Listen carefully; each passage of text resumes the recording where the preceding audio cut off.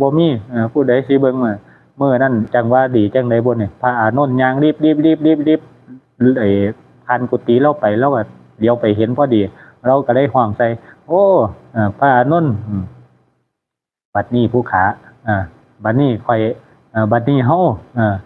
าอาการบ่ดีเฮาเป็นไข้เจ็บไข้ได้ป่วยลูกกี้ลูกเหี่ยวก็บ่ได้ไปบิณฑบาตก็บ่ได้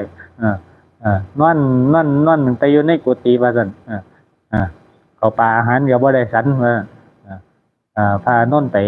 ทูลบอกองค์สมเด็จพระสัมมาสัมพุทธเจ้าให้เฮาแน่ว่าตอนนี้เฮา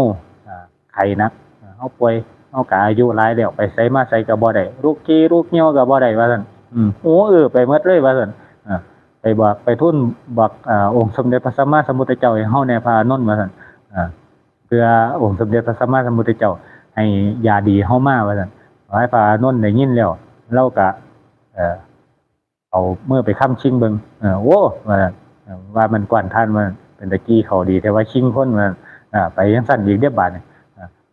เมื่อนนเบิ่งอาการแล้วเราก็เลยย่างลัดตาย่างรีบไปหาองค์สมเด็จพระสัมมาสัมพุทธเจ้าอยู่ณที่ประทับณวัดที่ประทับวัดเชตวันหนึ่งวัดเวรุวันหนุโง่จำบ่ได้ จำบ่ได้ย่างรีบละตาละดงไปพ่อไป